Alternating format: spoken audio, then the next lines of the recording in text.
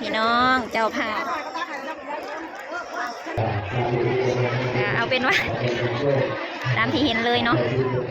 กับสบายดีเด้อพ่อแม่พี่น้องเบิดสุขุสุคนสุขสุบอนมื้อนี้กะเซาโฮงกะสิมาแจ้งข่าวเนาะมื้อนี้เป็นมื้อวันที่2เนาะก็คือสงสการญาทานหรือว่าญาพ่อที่ว่าประจำอยู่ในวัดบ้านเซาโฮงอันนี้ก็คือบ้านเซาโฮงเองเนาะพี่น้องเซาโฮงก็ยังบ่ฮู้เกี่ยวกับอันที่ไปที่มาอีหยังปานใดเนาะแล้วมื้อนี้น่ะสิมาถ่ายเก็บภาพบรรยากาศอันวันสงสการของหลวงพ่อย่าพ่อหรือว่าญาทานนี่แหละเนาะบางที่บางบ่อนก็บ่คือกันเนาะมื้อนี้ก็เซาโฮงก็ได้มีโอกาสมาร่วมบุญอนุโมทนาสาธุนำกันเด้อพี่น้องเอ้ย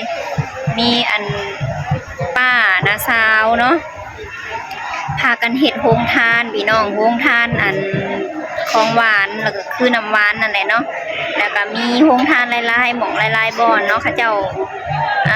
เฮ็ดมีน้ำมีของหวานมีกาแฟมีโอวัลตินหลายอย่างหลายแนวเนาะเดี๋ยวสุพงสิเก็บภาพบรรยากาศให้เบิ่งว่า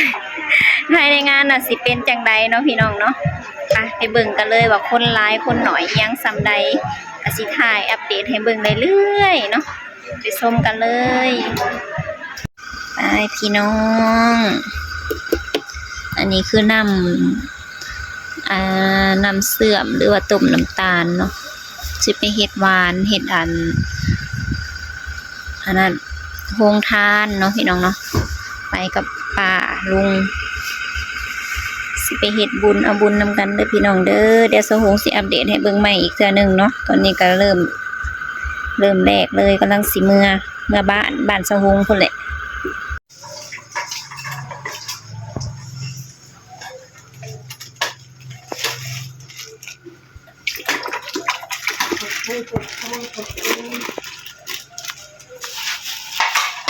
ขายอยู่น้ำแต่ไม่เดียวเดียวผมจักก่อนเราก็ต้องรวมมิตร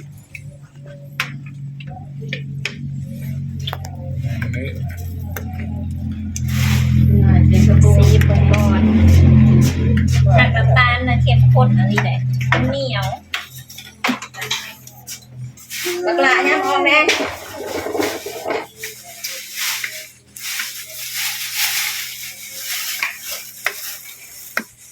ตัวนี้ยังบ่ลายสักทีสั่งกันได้3ตรงบ่เล่นน้ำมันบ่ได้สั่งกันจะก่อนโอ้ยฉันได้เอากะทิใช่เอาผิดใส่ซะก่อนตุ๊กหนึ่งลายตุ๊กหนึ่งน้อยนะกะทิเราก็ข้างหน้าไปแล้วต้องล้างน้ำเนี่ยโอ้ยลายแล้วต้องเพลงก่อนปักชอบให้ที่ว่าเนี่ยเขาเอาไปสอบของชาญไปวัดไปปักเซ่ประเทศนี้ต้องพูดนะใช่บัดบ่นอนลงๆค่ะก็ค้นตัวไม่นอนเลยบิดถอกใช้มันลายซิมก่อน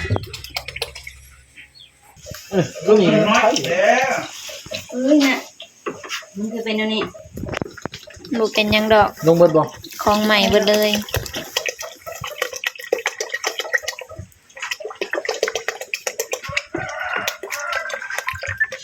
ของไผของเยโดพอดีเราลงกินข้าวแล้วกินหวานโลดของหวานนำลังอันนี้ได้สั่งใส่ไปบอกเขาเนี่ย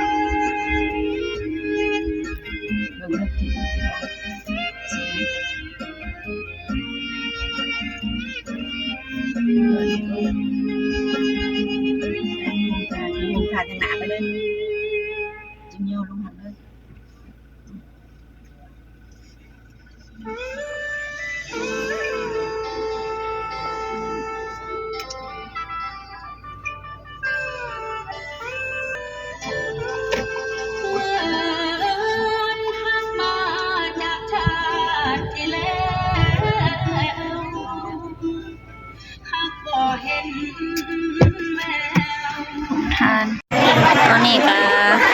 กำลังเอาลงจากรถแล้วเนาะพี่น้องเนาะวงทานได้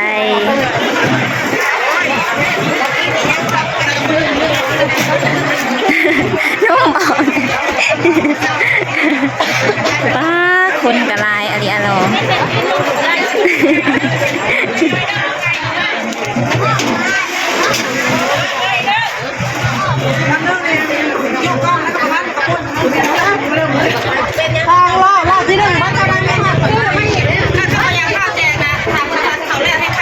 โอ้ขี้ฝุ่น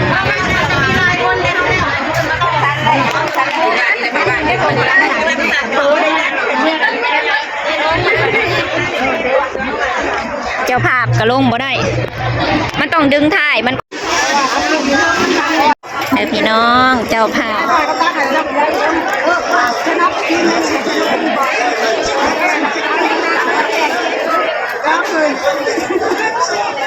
สิเอาไปเห็ดปุ่นโรงทานของหวานเนาะ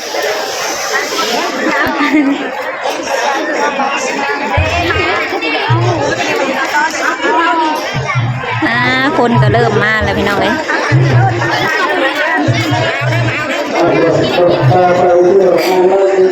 บ่มีการต่อคิวแล้วต้นหนัวเลยคนอาหารกันเต็มเนาะ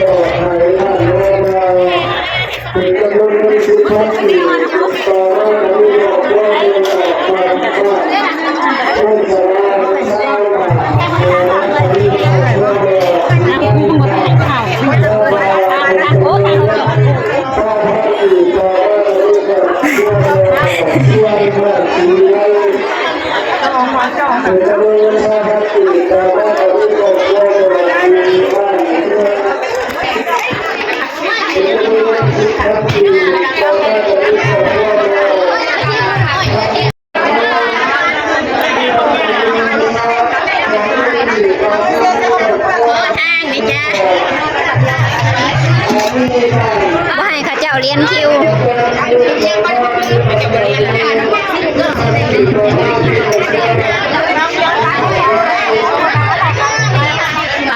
โฮงทานโพดโพพี่น้องเอ้ย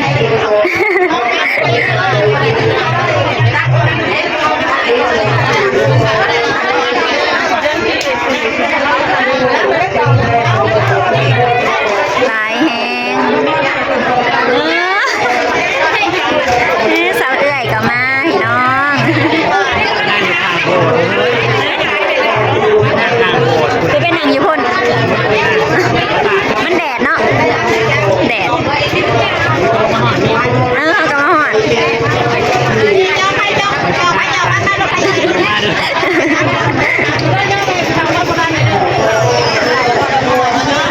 ขายดีอันนี้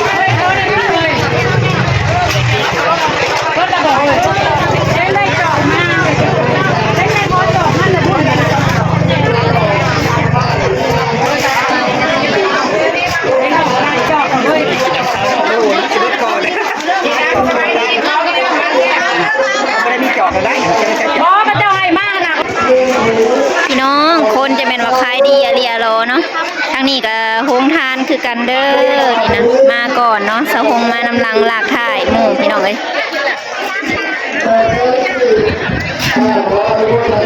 เจ้าค่ะเพิ่นบ่ทันบ่มีการเรียนคิวต่อคิวเลยหุ่มอย่างเดียวพี่น้องเอ้ยจักสิ จักสิว่าจังใดเนาะก็เอาเป็นว่าตามที่เห็นเลยเนาะการสิบอกให้เรียนคิวกับบอดทันแล้วตอนนี้นะ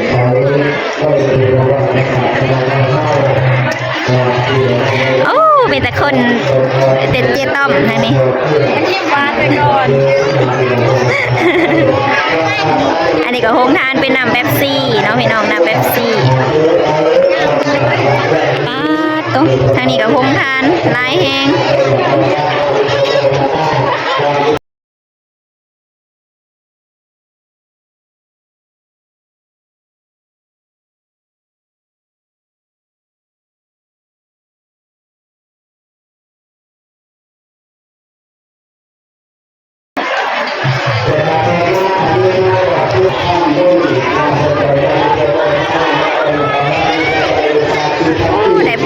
2 จอก3 จอกพี่น้องเอ้ย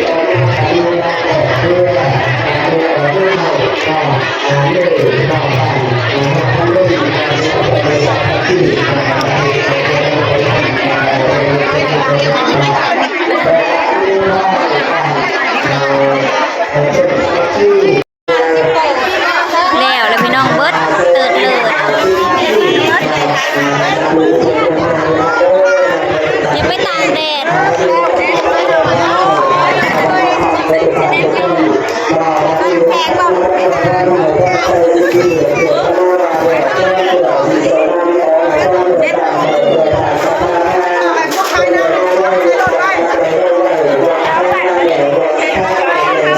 แดดแห้งแห้งพี่น้องเอ้ย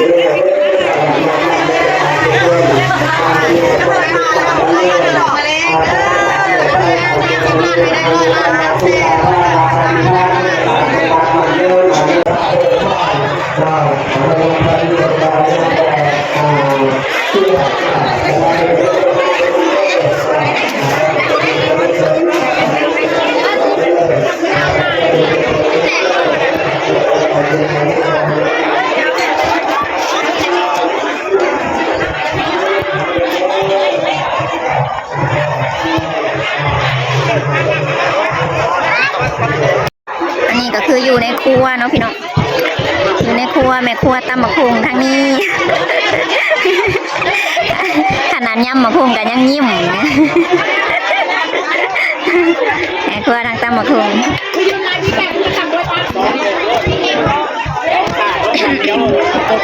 เดี๋ยวไปเอาเขาก่อนเนาะพี่น้องจัก2-3 ถุง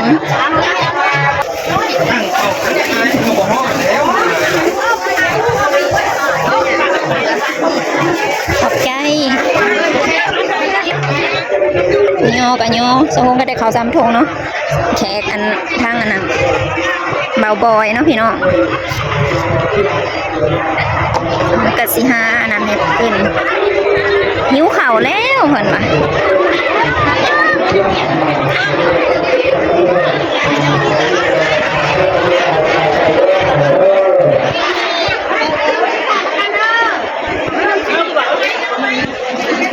กินเดี๋ยวพี่น้องเบาบอยมากินข้าวอยู่นี่บ่มีหัวโต๊ะนั่งโต๊ะก็ได้มาเบิ่งมาซุ่มนำกันเนาะอนุโมทนาสาธุพี่น้องเอ้ย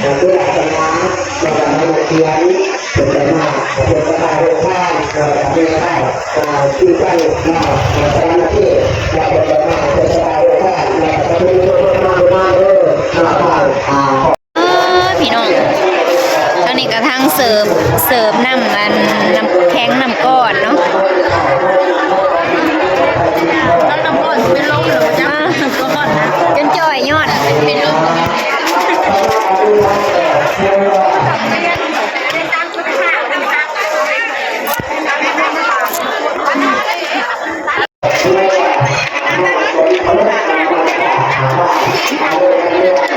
ขายน้ำพี่น้องเอ้ย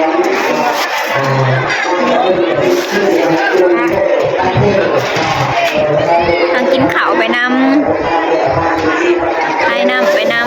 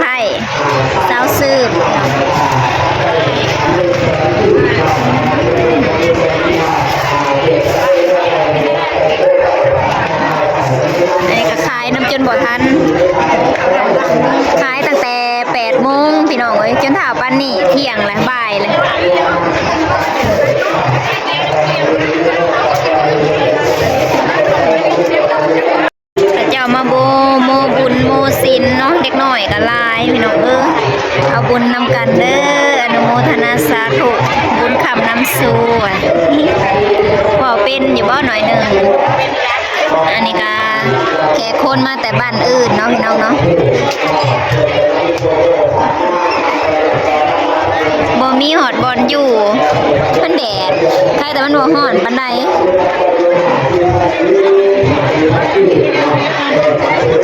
ใครแต่มีอันต้นบักบ่วงลายเนาะต้นไม้ลายก็เลยอันนั้นขอแนะน้ำเขียวใจกินอยู่นี่เลยนั่งอยู่นี่เลยเนาะเบิดยำได้กระเติม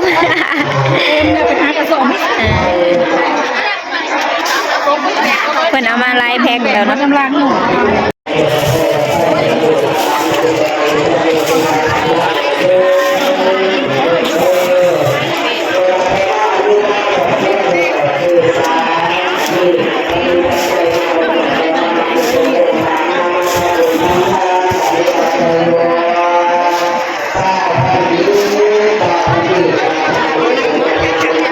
อันนี้ค่ะเจ้าก็สิไปย้ายเนาะผู้ที่แบบว่า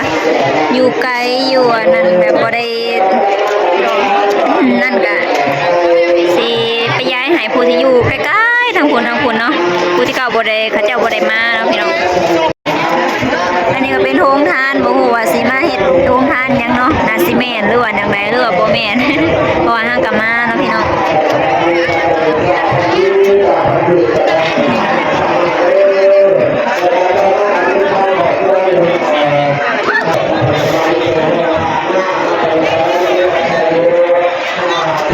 มาแต่บ้านอื่นเนาะพี่น้องเนาะ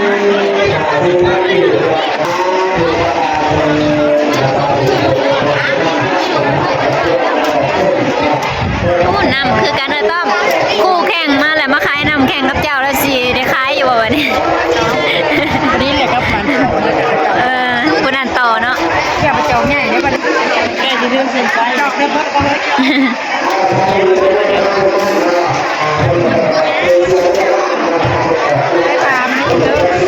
มันจะขายนำ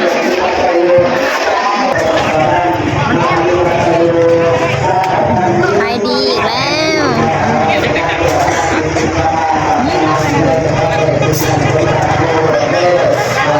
เอาเลย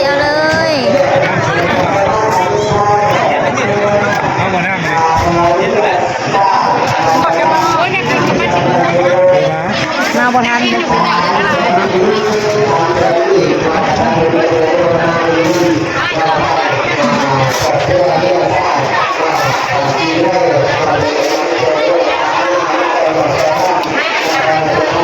น้ำอ้อยบ่ทางนั้นสีอันนั้นขายน้ำอ้อยน้ำ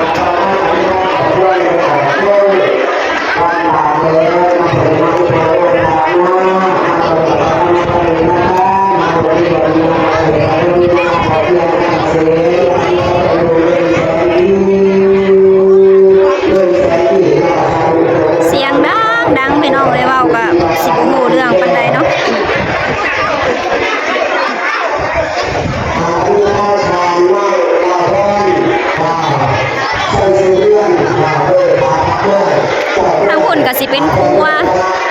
บ่อนเฮ็ดอยู่เฮ็ดกินย่อเขาวย่อน้ำเนาะเฮ็ดทั้งนั้นแล้วก็หลายคนก็เอามาย่ออันนี้ก็เป็นโรงงานน้ำ โรง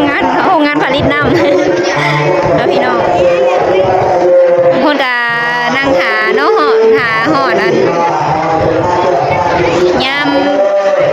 ที่เป็นพิธีแล้วเพิ่นก็สิเริ่มออกไปทางนอกพุ่นเนาะเดี๋ยวโซงก็สิ